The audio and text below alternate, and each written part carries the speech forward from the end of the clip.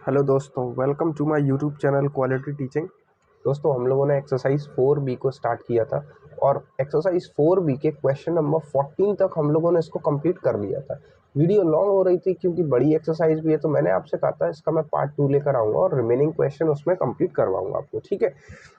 I hope आपको इसका part 1 आपने देखा होगा और आपको इस एक्सरसाइज में बेसिक कॉन्सेप्ट जो भी है बहुत ही आसान तरीके से आपको समझ आया होगा, ठीक है। अब हम लोग बढ़ते हैं क्वेश्चन नंबर 15 पर, ठीक है।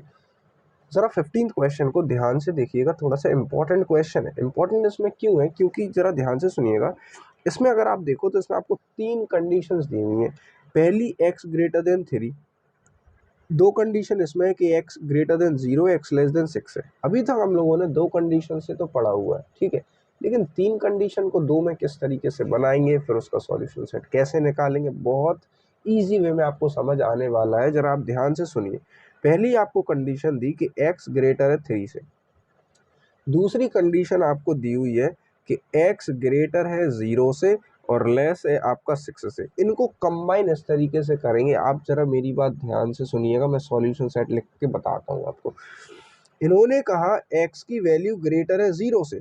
अगर 0 से ग्रेटर है मतलब x की वैल्यू 1 होगी, 2 होगी, 3 भी होगी, 4 भी होगी, 5 भी होगी। 6 से लेस तो इक्वल तो नहीं लगाना, 6 को इंक्लूड नहीं करेंगे, मतलब ये वैल्यूज होंगी इस कंडीशन के अकॉर्डिंग। लेकिन इसमें इन्होंने कहा कि x की वैल्यू 3 से ग्रेटर होगी, मतलब 3 से ग्रेटर 4 होगी, 5 होगी, होगी ना। लेकिन भाई अगर 4 होगी, 5 होगी, आगे भी होंगी, 6 भी होगी, 7 भी होगी, लेकिन कंडीशन में इसमें कहा था 6 से कम, तो 6 को इंक्लूड नहीं करेंगे, यानी इसके अकॉर्डिंग अब दोनों इनको कंबाइन किया तो 4,5 आई। लेकिन इसमें कहा था 0 से ग्रेटर, तो ये 1 और 2 तो आ रही थी, 3 भी आ रही थी। लेकिन इसमें कहा x ग्रेटर देन 3, तो केवल 4, 5 लेंगे, मतलब इसमें 3 और 3 से लेस वाली नहीं ली, लेकिन इसमें 3 और 3 से लेस है इसके अकॉर्डिंग। तो भैया आप ध्यान से समझिए, इसमें हम 1 को और 2 को 3 को इंक्लूड नहीं करेंगे, समझना। इसमें मैं केवल 4 और 5 लिखूंगा बस। इसमें जो मैंने 4 ली है, 3 से ग्रेटर वाली लेनी थी, 5 भी आ गया 3 से ग्रेटर में, ये कंडीशन ट्रू हो रही है 4 और 5 में, ये कंडीशन ट्रू हो रही है। x की वैल्यू 0 से ग्रेटर होनी चाहिए, 0 से ग्रेटर, तो भाई यहाँ जो मैंने 4, 5 लिया, क्या ये 0 से ग्रेटर नहीं है ना?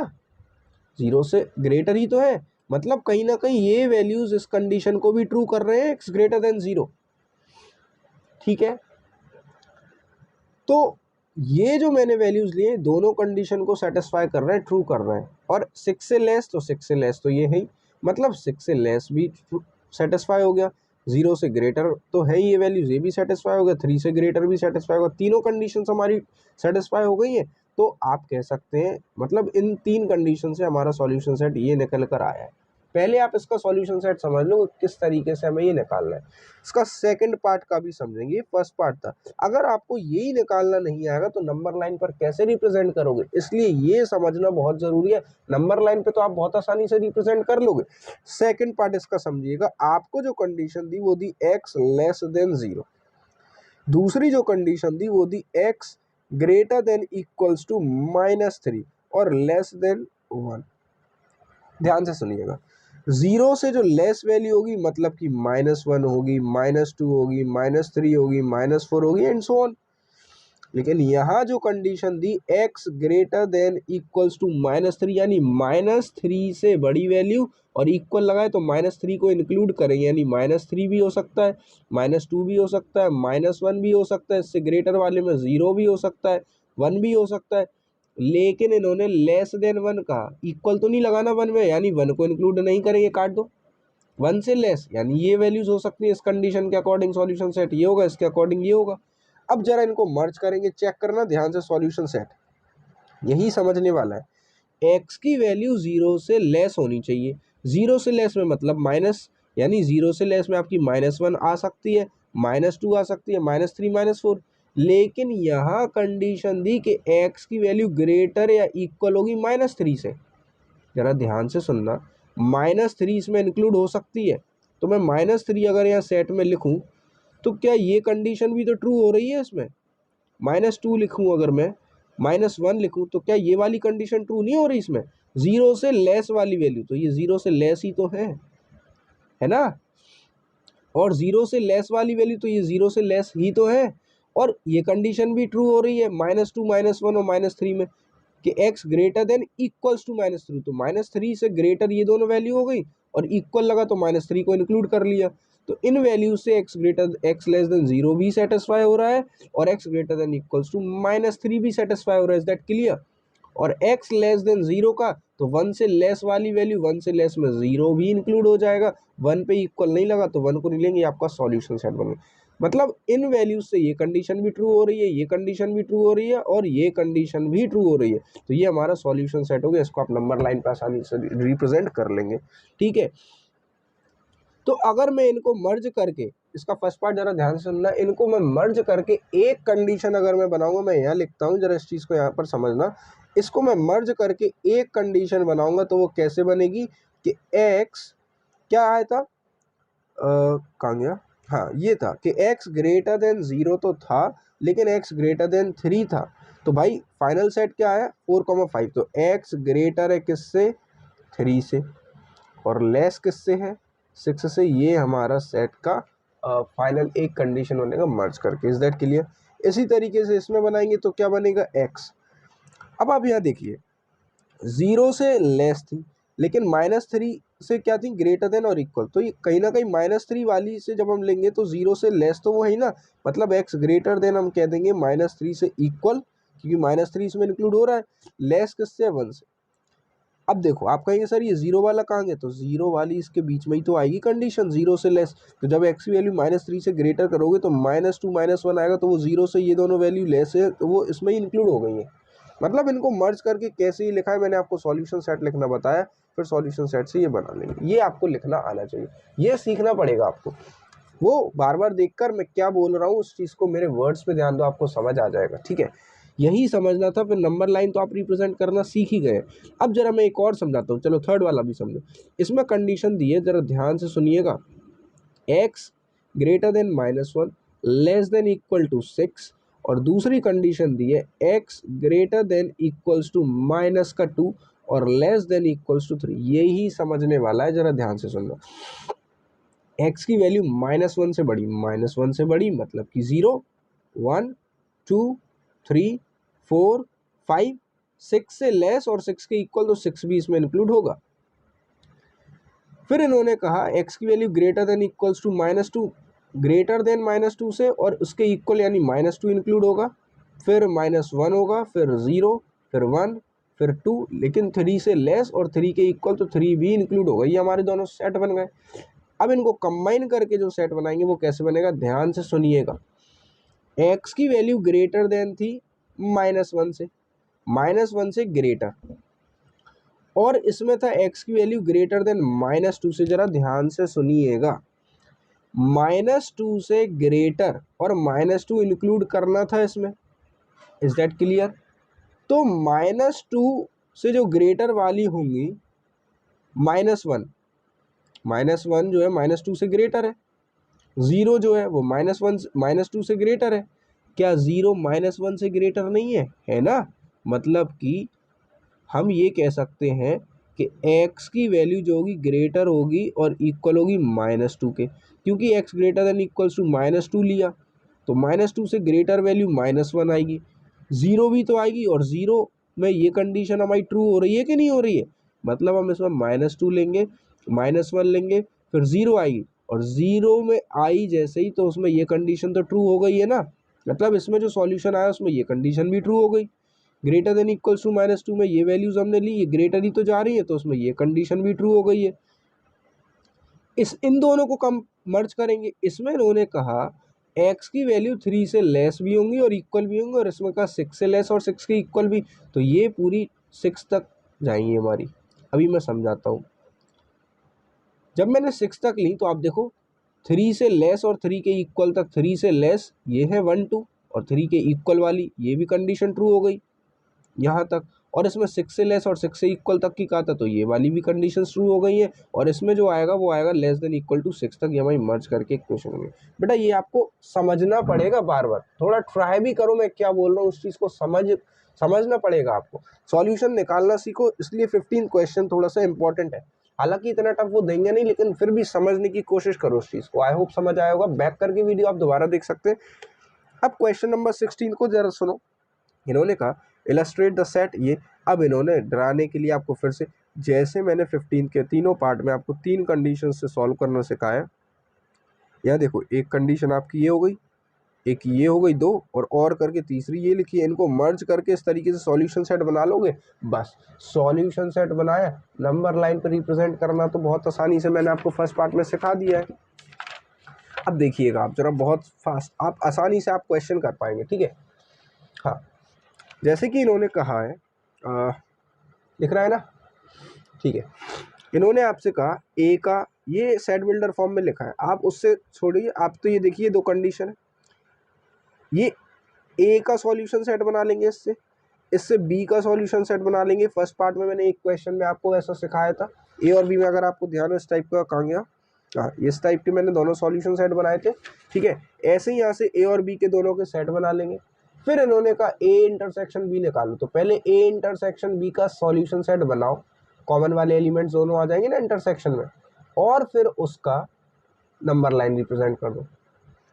यहाँ का ए डैश का इंटरसेक्शन निकालना है बी के संग, कल बी डैश वाला आया था ऐसा, तो मैंने कहा था पहले ए डैश निकालो। ए डैश में वो एलिमेंट आएंगे जो ए में नहीं आ रहा है, तो ए में जो एलिमेंट नहीं आ रहा है, ठीक है ना, वो एलिमेंट आ जाएंगे ए डैश में, और फिर ए डैश का जब सेट बन जाएगा तो उसका बी के संग क्या निकाल लेंगे, इंटरसेक्शन। Is that clear? इसका सॉल्यूशन सेट आ जाएगा, फिर उसको रिप्रेजेंट करेंगे नंबर लाइन पे। Is that clear? कल मैंने ऐसा क्वेश्चन समझाया था, तो आप बिल्कुल वैसा ही क्वेश्चन है, बस वहाँ बी डैश था, यहाँ ए डैश है, तो आपको खुद से करना पड़ेगा ये क्वेश्चन। ए माइनस बी का सेट समझ लो, जब आप ए का सॉल्यूशन सेट लिख लेंगे, जब आप बी का सॉल्यूशन सेट लिख लेंगे, तो पहले इसका सॉल्यूशन सेट निकालेंगे, फिर इसके सॉल्यूशन सेट को नंबर लाइन पर रिप्रेजेंट करेंगे। इसका सॉल्यूशन सेट क्या होगा, जैसे चलो मैं इसका सॉल्यूशन सेट मैं आपको लिख के दिखाता हूँ, ठीक है। जैसे कि सपोज करो आपको जैसे कि आपका इसका ए का सॉल्यूशन सेट जो आएगा, इन्होंने कंडीशन के अकॉर्डिंग इन्होंने कहा x ग्रेटर है -1 से, तो -1 से ग्रेटर यानी कि 0 हो जाएगा, 1 हो जाएगा, 2, और लेस देन इक्वल टू है 5, यानी 5 से लेस और इक्वल भी, ठीक है। बी का जो सॉल्यूशन सेट आएगा, बेटा पहली बात तो ये सेट चैप्टर में आप लोगों ने पढ़ा होगा, फिर भी मैं समझा देता हूँ, कुछ बच्चे तो भूल ही गए होंगे क्या होता है सेट। इसमें इन्होंने कहा x की value greater than equals to -4 है, -4 इक्वल का साइन लगा है, -4 इंक्लूड होगा, उससे ग्रेटर वैल्यूज -1 0 और लेस देन 3 का 1, 2, 3 पर इक्वल का साइन नहीं लगा, ये हो गया सेट। आपको a माइनस बी निकालना है, तो a माइनस बी का सेट क्या होगा, इस चीज़ को समझो। a में से माइनस कर दो b, यानी a के एलिमेंट में से वो एलिमेंट माइनस कर दो जो b के हैं और a में आ रहे हैं। b के एलिमेंट ये हैं, इनमें से कौन से एलिमेंट जो a में आ रहे हैं उनको माइनस कर दो। -4 -3 तो इसमें है ही नहीं, 0 तक, 0 b में है और a में भी आ रहा है, इसको हटा दो। 1 b में है और a में भी आ रहा है और a में से b को माइनस करना है, तो a में से वो एलिमेंट माइनस कर दो जो b में है। b में 1 है, a में भी आ गया, 1 को हटाओ। b में 2 है, a में आ गया, इसको हटाओ। 3 4 5 तो b में आ ही नहीं रहा, तो इसमें a में से b वाले एलिमेंट को माइनस करके जो सेट बचे हैं वो a माइनस b में आ जाए। अब इन सॉल्यूशन सेट को आपको नंबर लाइन पर रिप्रेजेंट करना आता है ना, कितना आसान हो गया। तो इस तरीके से आपको दिमाग लगाना है क्वेश्चनों में, बहुत ही आसान हो जाएंगे आपके लिए क्वेश्चन। अब जरा ये देखिए क्या दिक्कत है इनमें, भाई P एक सॉल्यूशन सेट दिया, आप इसका बना लेंगे। Q दिया आपको कंडीशन, सॉल्यूशन सेट निकाल लेंगे। इन्होंने कहा x belongs to real number, कोई दिक्कत नहीं है, कोई भी नंबर आ जाए। P और Q का इंटरसेक्शन, पहले इनके जो सॉल्यूशन सेट आएंगे पहले उससे इनका इंटरसेक्शन निकालो। इंटरसेक्शन में कॉमन एलिमेंट्स आते हैं, मैं आपको कई बार बता चुका हूँ। इसका सॉल्यूशन सेट बनाएंगे, उसको रिप्रेजेंट करेंगे नंबर लाइन पे। आई होप समझ आया होगा। P माइनस Q क्या दिक्कत है, अभी मैंने A माइनस बी सिखाया, P माइनस Q क्या अलग से, बोलो, कर लेंगे आप। फिर P का इंटरसेक्शन निकालेंगे Q डैश के संग, भाई A डैश वाला भी बताया था इससे पहले, कल B डैश वाला सिखाया था। Q डैश निकाल लेंगे और फिर P का Q डैश के संग इंटरसेक्शन निकालेंगे। इनका जो सॉल्यूशन सेट आएगा उनको नंबर लाइन पे, इन्होंने कहा लास्ट में इन तीनों के पार्ट्स का जो नंबर लाइन करोगे अलग अलग नंबर लाइन पे रिप्रेजेंट करके दिखाना, कोई दिक्कत नहीं है। सेम इसमें भी आपको पी की कंडीशन दी, क्यू की, दोनों के सॉल्यूशन सेट आ जाएंगे, इनका इंटरसेक्शन। क्या यार, कितने आसान क्वेश्चन है। रेंज ऑफ वैल्यूज अब आप लोग सीखिएगा, इससे दो कंडीशंस दो तरीके से सॉल्व करेंगे, दो कंडीशंस आएंगी, उनसे सॉल्यूशन सेट बनाएंगे। अब कोई दिक्कत नहीं है। फर्स्ट पार्ट में होल नंबर कहा, यानी अगर हो सकता है नेगेटिव नंबर्स इसमें आ रहे होंगे एक्स के सॉल्यूशन सेट में, तो नेगेटिव नहीं लेना है आपका जो सॉल्यूशन सेट बनेगा, क्योंकि इन्होंने पहले पार्ट में कहा होल नंबर मान के चलो, तो सॉल्यूशन सेट में माइनस से इंक्लूड नहीं करेंगे। अगर आ भी रहे होंगे कंडीशन में तो सॉल्यूशन सेट में माइनस का इंक्लूड नहीं करेंगे, जब ये वाला केस होगा। जीरो से स्टार्ट करेंगे, ठीक है। z का मतलब यहाँ पर है इंटीजर, तो सेकंड पार्ट में अगर इसमें माइनस के नंबर आ भी रहे हैं, माइनस प्लस, तो उसमें इंटीजर्स इंक्लूड होंगे। Is that clear? और रियल नंबर में तो सारे इंक्लूड हो जाएंगे, तो तीन अलग अलग बन जाएंगे, उनको नंबर लाइन पे रिप्रेजेंट कर लोगे आप। बहुत ही आसान क्वेश्चन। अब सारे इसी तरीके के, ये भी हो जाएगा आपसे, ए और बी का दिया हुआ है, रियल नंबर इंटीजर का है, कोई दिक्कत नहीं है, आप इनका इंटरसेक्शन निकाल के आराम से रिप्रेजेंट कर सकते हैं। अब देखिए कितना कितना आसान क्वेश्चन है। अब आपको इतना सीखने के बाद अब आपको ये तो बहुत अच्छे से समझ आ ही गए होंगे बोर्ड के क्वेश्चन क्या टफ लग रहे हैं। देखो इन्होंने कहा ये 2011 में आया हुआ है, इन्होंने कहा इसको सॉल्व करो और रिप्रेजेंट करो नंबर लाइन पे। हर बार इसी तरीके का क्वेश्चन आता है बोर्ड में, ठीक है। जरा यहाँ देखो, ये कंडीशन दी, क्या आप इसको सॉल्व करने में, कितने क्वेश्चन ऐसे करवा चुका हूँ आपको, इसको सॉल्व कर लेंगे आप। दो कंडीशंस आएंगी, x बिलोंग्स टू इंटीजर का और आसान हो गया, इसको आप आसानी से सॉल्यूशन सेट बनाओ, नंबर लाइन पे रिप्रेजेंट करो। बताइए आपको क्या दिक्कत आ रही है इसमें। आई होप समझ आ रहा होगा, ठीक है ना। एक सेकंड रुकिएगा।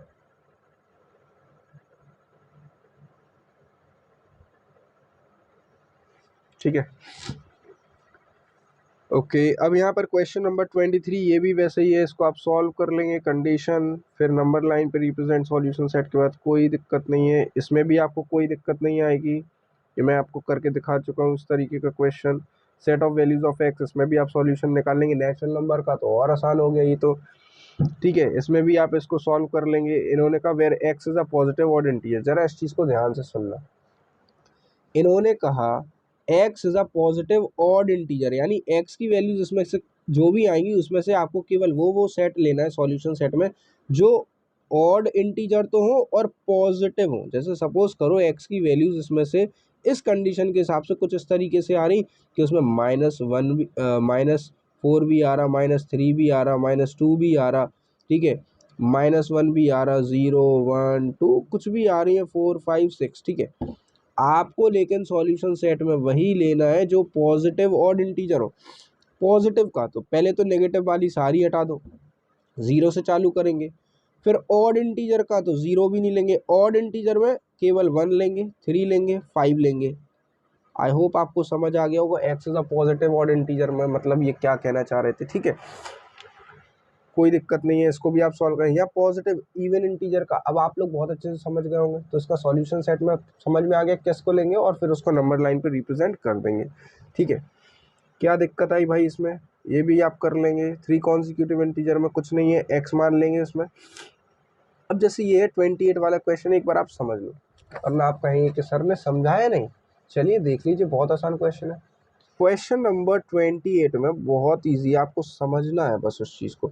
इन्होंने कहा 3 consecutive largest positive integer. Positive integer और कॉन्सिक्यूटिव का मतलब होता है लगातार। तो अगर मैंने पहला इंटीजर माना है एक्स, दूसरा इसके बाद में क्या आएगा x+1, इसके बाद में क्या आएगा, इसमें 1 ऐड कर देंगे, x में +1 करेंगे तो वो x+2 हो जाए। 3 ये लगातार कॉन्सिक्यूटिव मैंने पॉजिटिव इंटीजर मान लिए। इसमें इन्होंने कुछ कंडीशंस बनाने को कहा है। क्या कहा इन्होंने, कहा इस तरीके से सच दैट कि सम करें किसका, 1/3 ऑफ फर्स्ट, पहले वाले का 1/3। तो भाई पहले वाले का 1/3 x/3 हो गया। सम करना है ना किस किस का, 1/3 ऑफ फर्स्ट वन, तो फर्स्ट का 1/3 प्लस 1/4 ऑफ सेकंड, सेकंड वाले का 1/4 एंड 1/5 ऑफ थर्ड, और थर्ड वाले का 1/5। इनका सम करेंगे। ये इंपॉर्टेंट है, कंडीशन इनइक्वलिटी, इक्वल नहीं कहा इन्होंने, कहा कितना आना चाहिए, सम इज एट मोस्ट 20। देखो जब एटलीस्ट 20 लिखा होता तो एटलीस्ट का मतलब होता है कम से कम, कम से कम 20 आ जाए, लेकिन 20 से ज़्यादा कम ना हो। मतलब कोई भी सम करो आप, एटलीस्ट 20 का मतलब है कम से कम 20 तक वो चल जाएगा, 20 से ज़्यादा कम नहीं चलेगा। ठीक है, जस्ट ऐसे ही इन्होंने कहा इज एटमोस्ट 20, एटमोस्ट 20 का मतलब है ज़्यादा से ज़्यादा, मोस्ट है ना, एटमोस्ट 20 मतलब सम ज़्यादा से ज़्यादा 20 आ जाएगा, लेकिन 20 से ज़्यादा नहीं चलेगा। Is that clear? मतलब इनका सम ज़्यादा से ज़्यादा क्या आ जाएगा, 20, लेकिन 20 से ज़्यादा नहीं चलेगा। तो अगर मैं यह ग्रेटर देन इक्वल टू 20 लिख दूंगा तो मतलब 20 भी होगा और 20 से ग्रेटर, लेकिन वो गलत हो जाएगा। एटमोस्ट यानी 20 तक का सम आ जाए, लेकिन 20 से ज़्यादा ना आए। मोस्टली कितना तक आ जाए, 20 तक आ जाए, 20 से ज़्यादा ना हो। तो मैं लिखूंगा लेस देन इक्वल टू 20। मतलब मैं इनका सम करूँ 15 आ जाएगा चलेगा, 16 आ जाएगा चलेगा, 17 आ जाएगा चलेगा, 18 आ जाएगा चलेगा, 19 आ जाएगा चलेगा, इनका सम 20 आ जाएगा तो भी चलेगा, लेकिन 21 नहीं चलेगा। एट मोस्ट 20 मतलब ज़्यादा से ज़्यादा 20 तक तो चल जाएगा, इसलिए लेस देन इक्वल टू 20 का, तो इससे अगर लेस आएगा तो चल जाएगा, इक्वल टू 20 आएगा तो चल जाएगा, इससे ग्रेटर ना हो पाए। ये आपकी बन गई कंडीशन।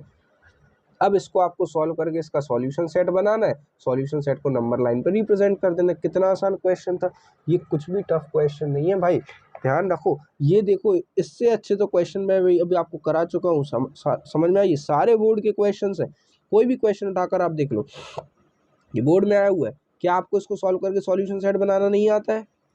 फिर आप इसको नंबर लाइन पर रिप्रेजेंट कर लेंगे। फिर इन्होंने कहा है, ये बोर्ड का क्वेश्चन है, फिर इसमें फिर वही क्वेश्चन आपको सॉल्व करके सॉल्यूशन सेट बनाना आता है, फिर आप इसको नंबर लाइन पर रिप्रेजेंट कर लेंगे। बेटा कभी कभी क्वेश्चनों में ध्यान रखना, कई बार बच्चे इसको यहीं तक मान लेते हैं, इसमें प्लस एक्स इन्होंने करा दिया, मतलब इसमें जब आप सॉल्व करेंगे इस चीज़ को सॉल्व करेंगे, फिर इस चीज़ को सॉल्व करेंगे। समझ में आ गया? दोनों को सॉल्व करके सॉल्यूशन सेट बनाएंगे, सॉल्यूशन सेट को नंबर लाइन पर रिप्रेजेंट तो करना आपको आता ही है। ठीक है, आगे बढ़ते हैं। ये भी बोर्ड में, अब आप ये देखिए कि हर बार बोर्ड में एक क्वेश्चन ये आता है कि उसका सॉल्यूशन सेट बनाओ, सॉल्व करके और फिर उसको रिप्रेजेंट करो नंबर लाइन में। इसके आपको 2 मार्क्स मिलेंगे, 2 से 3 मार्क्स का क्वेश्चन होगा, और अगर कहीं भी गलती की तो उसका 1 मार्क्स आपका चला जाएगा। तो ये सिंपल क्वेश्चन के पूरे मार्क्स आप ले सकते हो, बस थोड़ा आपको फोकस करने की ज़रूरत है क्वेश्चन पे। सेम देखो, फॉलोइंग इन इक्वेशन को सॉल्व करो और रिप्रेजेंट करो नंबर लाइन पे, सॉल्व कर लेंगे। आपको मैंने कितने सारे क्वेश्चन ऐसे बता दिए। Find the values of x, कोई दिक्कत नहीं है, इसका सॉल्यूशन निकाल लेंगे। होल नंबर है, रियल नंबर, नेचुरल, इन पे ज़रूर ध्यान देना, क्योंकि जैसे होल नंबर का अगर इसकी कंडीशन में सॉल्यूशन सेट में नेगेटिव नंबर्स आ रहे हैं, लेकिन फाइनल सॉल्यूशन सेट में क्योंकि होल नंबर का तो नेगेटिव को इंक्लूड नहीं करेंगे, केवल होल नंबर में 0 से इंक्लूड करेंगे नंबर। Is that clear? फिर ग्राफ कर लेंगे solution on the number line. फिर देखो ये भी बोर्ड का क्वेश्चन है, सेम तरीके के क्वेश्चन इसी तरीके के आपके आ रहे हैं बोर्ड में। Is that clear? I hope आपको ये समझ आया। बेटा ये मत समझना कि ये मैंने करके नहीं दिखाया, ये आपको खुद करो, आप खुद करके देखो, आपको खुद लगेगा कि यार ये बोर्ड के क्वेश्चन हमसे हो रहा है, आपको कॉन्फिडेंस आएगा। Is that clear? और आई होप आपको समझ आया होगा। सबसे पहले तो आप मुझे कमेंट में ज़रूर बताएं कि आपको ये एक्सरसाइज कैसी लगी। आपको पता है 1 या 2 क्वेश्चन इसके बोर्ड में आने, एक तो मैक्स आएगा ही आएगा, मैक्सिमम अगर 2 आ गए तो और अच्छी बात है। कम से कम 3 मार्क्स आपके इस चैप्टर से पक्के हो जाएंगे मेरी वीडियो से। ठीक है, ठीक है, आई होप आपको समझ आया होगा। लाइक करें और कमेंट करके ज़रूर बताएं चैप्टर कैसा लगा। चलिए, गुड बाय।